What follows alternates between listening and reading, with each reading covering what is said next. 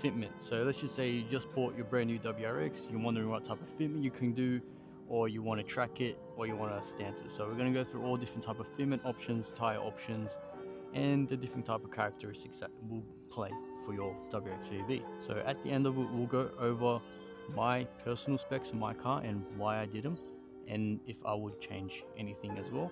But first we'll start with a street type of spec with stock suspension.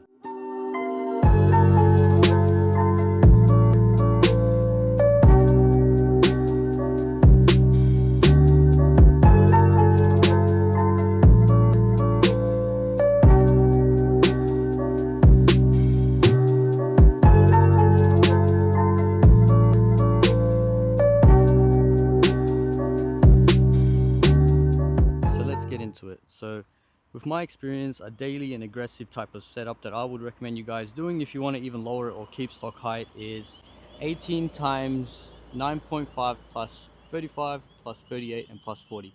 With plus 40 you can run a 265/35 tire. That is also good for track, though you might run into slight scrubbing issues, which the plastic tends to, the inner plastic itself will tend to clear, which I can show you guys. For example, in there will clear by the tire.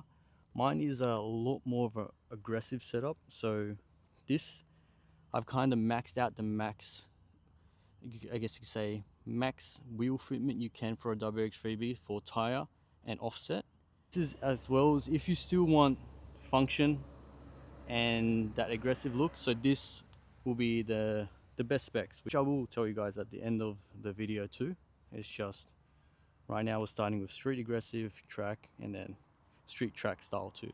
Or if you just want to go OEM plus. On those sizes you can still track it and street it, lower it, and you won't have any issues at all, except for slight scrubbing at first. But being with stock guards, they are plastic. If you go for the 10mm over, of course you won't have any issues because they'll be 10mm wider and clearance will be a lot better too. So OEM plus, keep stock height. My best recommendations are still the 18 times 8.5 plus 45, 18 times 9.5 plus 35. I guess if you want something a little more aggressive, because mine are the 18 times 9.5 plus 35, but there's more that's gone into it that, again, I will explain to you guys a bit further if you guys want to go to that extent of modifying your car to have this type of fitment. If you don't, these specs are going to be more than good enough as well. The 245 tire, you can run a 255 tire and maybe even a 265 tire with that setup at a higher stock height. Well, at a higher ride height too. So again, mine's lowered on coilovers, rear camber arms, and more modifications that's gone into it to fit this as well. As you guys can front, there is more front camber. Yeah, you can see it there, a lot more aggressive front camber. I don't know, in my opinion, it adds to that style and the look that I'm going for, and I hope you guys can appreciate it too. But tracking it and streeting it, those specs aren't going to be far off from each other. It's going to be very similar. I have tracked my car on 245s, 40 R18s, that's the tires, 18 times 9.5 plus 35. It was no issue. I mean, I got a little bit of scrubbing in the inside, but that's just because my car was extremely low at the time. I have raised it now, which I don't run into any of those. Well, I don't run into any of those problems now. So I would recommend for street and track. And when it comes to tires, I am running a lot of people ask me about my tire specs and wheel specs too, which I can show you. 255/40 R18, and it is a semi-slick with a thicker tire wall too. So honestly, when it comes to overall performance, these 8009 semi-slicks are far way, hands down, the best tire that I've run on any car, to be honest. Again, massive price tag that it comes with. Of course, you expect a certain type of performance that it comes with too. But if you don't want this chunky look, honestly, a 245/35, 255/35 R18 is more than good enough as well.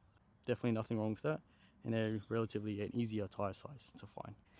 This tire size and this tire was actually pretty hard to find. I was actually lucky to even get this set at a relatively cheap and good price too. So the 245/35 is a lot more sorted after tire for something that's easily accessible.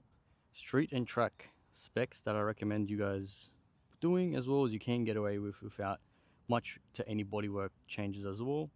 But if you do the 10mm wide over paint match guards, again, even more bonus points. But you do have to trim the inner fiber, the actual fiberglass here, which I have done.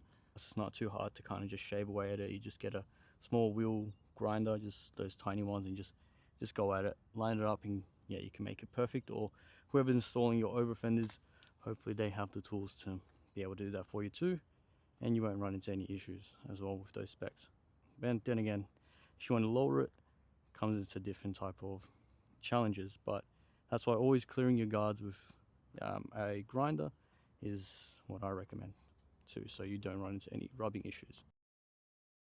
Just say though, you bought your WRX VB stock standard, you want to keep the wheels, what spaces or how can you make it look nice without actually, you know, breaking the bank as well? So we'll go over that too. On a budget, you want to keep your car stock height, stock wheels, everything stock, but you want something just a little bit more that just adds to the aggressiveness of the body lines. I would recommend doing 20mm spaces all around.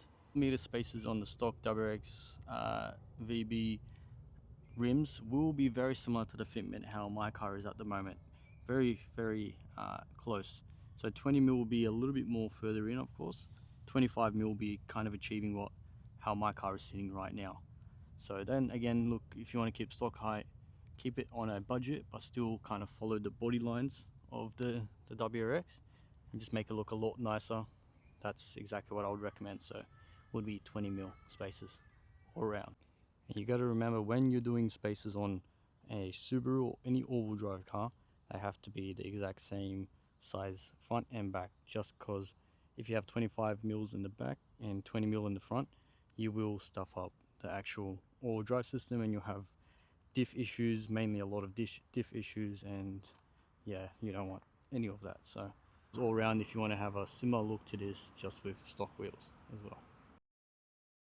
Over the recap of everything, if you want to run a street slash track spec without modifying your car, the 18 times 9.5 plus 35 255 on a relatively less aggressive height is gonna have no issues, no rubbing. But if you want to track it, you do have to do a bit of clearance in the inside of your guard, or you can go these wider 10mm paint match fender flares and do the clearance yourself or get someone to do it before installing. If you do want to maximize your WRX VB like how I have this kind of very similar setup, you do have to do a lot more actual body work than what I guess you could say some people want to do. But if you want to pull this look off, then I'll let you guys know exactly how I did it. So I'm running all round a 18 times 9.5 plus 35 offset 255/40 tire, semi-slick tire, on 15mm spaces. Now front has no issues and I'm relatively pretty low as well.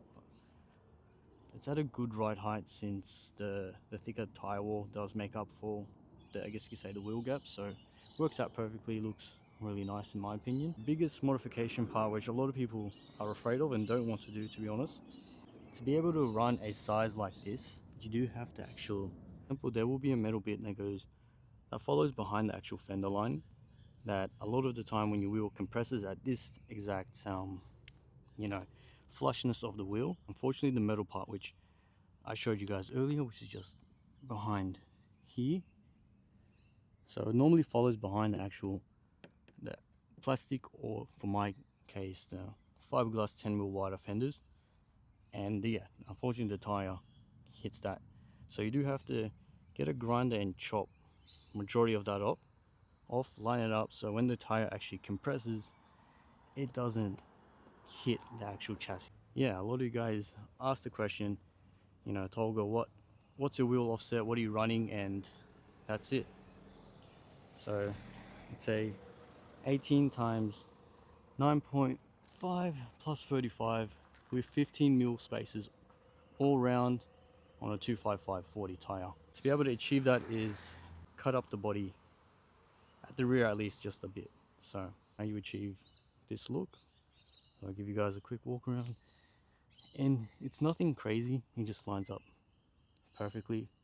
I do want to add a bit of rear camber, just cause if I want to track this actual setup, it can be a bit difficult, but I believe I've cleared it enough. If not, I just might have to clear a little bit more. That's just all you got to take into mind if you want to track it and run this type of setup. But I run into no issues on the street. If you want like a aggressive street look, I run into zero scrubbing issues, and it just looks like amazing. It looks the part. So there you go, that answers all the question for you guys that are wondering what my actual wheel specs are, and that's it.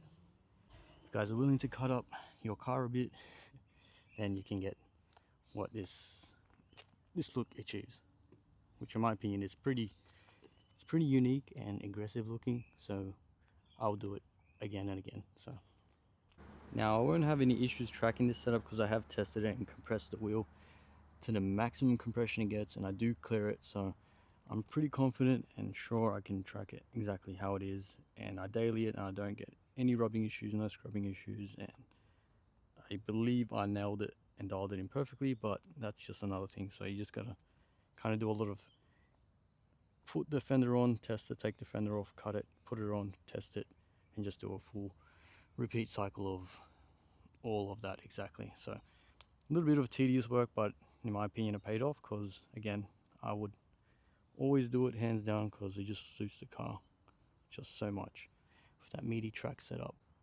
Yeah, if you ask me would I do it again, 100% every single time I'll do it again, because this is how I imagine the car in my mind, and I will do whatever it takes to actually achieve it. But yeah, today was just a quick video, you know, hopefully it was helpful for everyone. And look, if you just bought your WRX and this video was super helpful for you, or if you still have any more questions, you know, always feel free to leave a comment down in the comments below, because I'm happy to answer any type of wheel fitment issue you might have, because I know it pretty much to the T. Like, well, with any cars, my R34, E46, WRX, I always try to achieve the maximum wheel fitment I can get without sacrificing ride quality too. So yeah, I know a lot about it, and if you guys have any questions, you know, just always shoot that comment down and I'll answer it for you and I can help you out. Like, getting wheels for your car is probably one of the biggest characteristic changes you could do to your car besides a body kit and lowering it. So yeah, it's pretty important to get it right. You know, don't feel shy to leave a comment and ask me any questions about that. Yeah, that's about it for today's video. It was a little bit of a short one, but hopefully an informative one, and answering a question that a lot of you guys have been asking me to. So yeah, hopefully this helps you guys out a lot, and well, it was fun making that anyway. Look forward to making more videos in the future.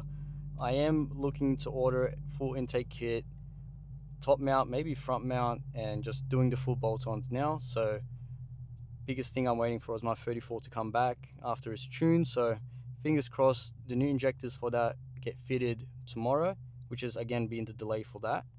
And then the tuning, hopefully we can get that into a video as well for you guys. But that's going to be such a crazy car that I don't know, I don't want to talk too much about it until we actually look at the car, but that is going to be exciting. And yeah, that's it for today's video. That's enough of me talking, and I will catch you in a future video. Peace.